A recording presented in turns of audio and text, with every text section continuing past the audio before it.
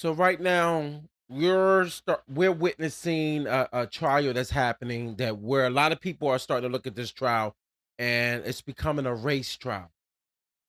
Not about what actually happened. People are just picking sides, and it's like, yo, nah, he threatened him, and we don't know. But they got a chance to talk to the students that were there, and who knows, man? I don't know. Dude might not get off, but I don't know. Who knows? We'll see. Here go the news.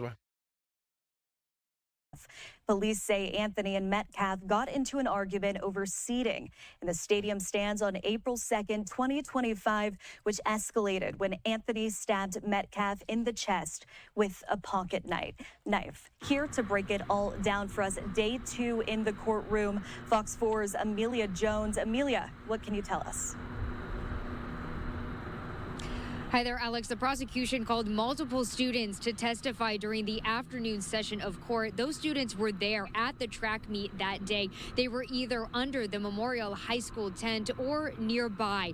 Now, many of these students are minors, so this was really difficult for them to describe and relive what happened. Many of the students also interviewed with police detectives for the initial investigation, and the defense brought those police transcripts of those interviews up multiple times during cross-examination. Friday afternoon's testimony consisted of students recalling what they saw and heard at the track meet last April. Most of the students are minors, under the age of 17, so their names cannot be shared. Much of the teenagers' testimony was consistent. A few described seeing Anthony, a Centennial student, say hi to a student under the memorial tent and sit by him. They testified that 17-year-old Austin Metcalf verbally told Karmelo Anthony, 17 at the time, to leave the memorial tent multiple times. They also testified that Anthony did not move and kept his hand inside his backpack. Multiple witnesses told the court they heard Anthony say, "Touch me and see what happens." The description of the physical altercation between Metcalf and Anthony differed between witnesses. Some witnesses demonstrated to the jury they saw Metcalf use one hand. Others testified they saw Metcalf use both hands when he touched Anthony. Some used lighter terms such as nudge and touch. Others used grab and shove to describe the force behind the physical confrontation. Now, this is the part that's going to become very important in this case. The main thing that you have to take into consideration is that when two people are getting into it and you got witnesses, one thing about witnesses, everybody looks at everything different. You got boys and the girls look at things different. Like to a boy, another dude that see another dude put his hands on another guy, they sometimes overinflate it and say, "Yo, he roughed him up. He made him look like a little punk," but not. But then when you see a girl see the same situation, she be like, "Yo, he looked like he was threatened, like he was scared." Like everybody has a different perception of what's actually going on, but it's the same thing going on. But people sometimes see it differently. They might see Anthony as a threat because he might have said something crazy inside that tent, or the other dude, McCaff, might have said something like, "Yo," like they said, he told him to leave. But it depends on the context. It depends on how things are being said. It depends on if he's like, "Yo, get the F out the tent." Like, it depends. We all know, especially as men, we know it's ways of how you talk, and you know that if you say things a certain way, it's fighting words. But when they stated that Anthony said, "Touch me, you see what'll happen," that's already let you know right then and there. You touch me, I'm gonna do something to you. That's it's a threat, but not really. It's almost a defense to let you know that you gonna you gonna f around and find out if you put your hands on me. That's how I take it from the Anthony. But to some other people or other kids, they might deem it different. They might look at it as, well, McCaffrey said, "Get out the tent." He should have just left out. Depends. Depends how you grow up. It depends how you look at stuff. Depends. It's not unreasonable that these teenagers would have differing views. They were probably all in fight or flight and having trouble, processing what happened at that time. Allison Richardson is a principal trial consultant, not involved in the case. She says the jurors are going to consider what a reasonable person would do in the situation. But the testimony from the students is something the prosecution could bring up again in closing arguments. There's no doubt in my mind the prosecution will address this testimony because it's vital in considering whether or not he acted in self-defense or not. In cross-examination of the witnesses, Anthony's defense team asked the teenagers to indicate their location on a diagram of the bleachers at Kirkendall Stadium, then indicate where Metcalf and Anthony were. The defense honed in on the physical comparison between Metcalf and Anthony. One witness testified Metcalf had, quote, 50 to 60 pounds on Anthony. But we don't know the other side of the story yet. And what these jurors have agreed to do is to listen to both sides of the story. And so we may see some surprises in that testimony next when the defense opens, and we may not. Friday morning, the jury watched multiple police body camera videos.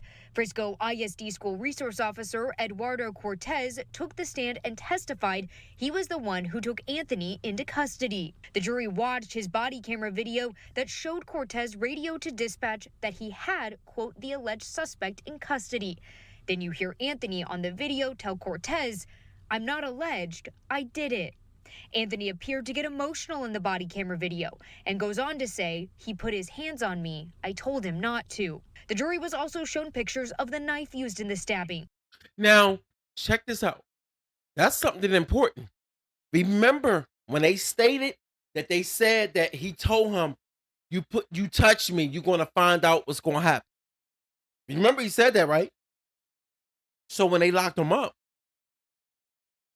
he basically is admitting that he did something in self-defense. But self-defense can be used in so many different aspects. Who knows? Every state different. You live in one state, all of a sudden self-defense is not used. You can't use that as a your defense. You don't have a stand your ground in every state.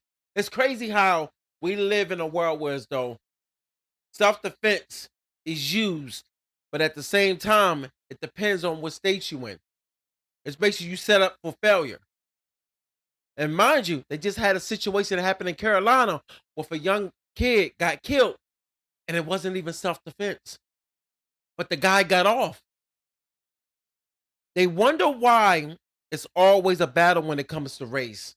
Race plays a pivotal role in life today. And for some odd reason, it just plays a pivotal role in the way things are looked at. It's not something comfortable to talk about, but it's something that is noticeable. And we always going to notice these things because these are things that always implanted in people's heads of what's actually going on. We in sad times right now. It was found 3 to 4 rows from the crime scene tape in between some bleachers. But the most gut-wrenching moment was when the jury saw another police officer's body camera video that captured first responders doing CPR on Metcalf at the bottom of the bleachers. Cav's twin brother, Hunter, is seen sobbing on the ground of the track field. He's heard on one of the body camera videos yelling, "That's my best friend, that's my brother." A very difficult and emotional moment for those in the court, especially Metcalf's family. The prosecution ended each testimony of the students with a similar set of questions. Did the witness believe the stabbing was self-defense? Did Austin Metcalf look like he wanted to fight? And who was the aggressor? From my notes in court today, the witnesses were consistent in their answers. They testified that they did not believe the stabbing was self-defense. They did not believe Metcalf wanted to fight, and they identified Anthony as the aggressor. Court will resume tomorrow. Testimony is set to begin at 9 a.m. Now, see, this is the problem that's contradicting. If they said that Anthony said, "Don't put your hands on me, you will find out."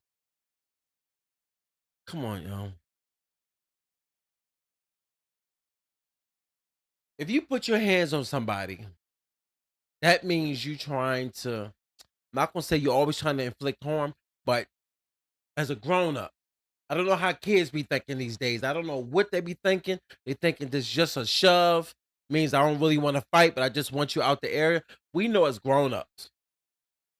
Once you put your hands on somebody, it's open season. Whatever happens after that, it can possibly be a funeral. You never know what's going to happen. This is why you do not know people's background. You don't know their stance. You don't even know what's on their mind. But if somebody says to you, you put your hands on me, you're going to find out. They letting you know. Even if they're not dangerous, you don't know. That's a toss up. That's playing the lottery. You ever hear somebody say, yo, you mess around, you playing around with your life, you start doing certain things to people, or you thinking that you can get up on somebody. It's the same thing as like when you see a big dude walk up on somebody smaller and they think they got themselves they think they're gonna have a good day, and then that little dude end up putting them to sleep. Not only putting them to sleep, probably end up taking their life. See, this is the thing, man. We in a world now where as though we've been in this world, but for some odd reason, people living through social media thinking that you're supposed to operate a certain way. No, no, no, no, no, no, no, no. That's not how I go. You cannot be playing around with people like that. You cannot do whatever you want out here. You cannot. But the sad part about it is you're the executioner. The person that takes the life is the one that end up they're basically going to end it all. So now the dude Anthony's now in the courtroom, now being judged by, you know what I mean? Got the jurors sitting up there listening to everything. But at the same time, it's a play of who's the one at fault? Who's the one that started everything? Sadly, it could have just been hands used. But if they stated like they said, the dude had a big weight advantage against Anthony. See, this is the thing that makes everything iffy, makes it scary. Also makes everything look a little rocky. Cause you hey man, we'll see how this gonna play out. But right now, the way things are looking, who knows? It can go either way. Like and subscribe. Hit me with the hype button.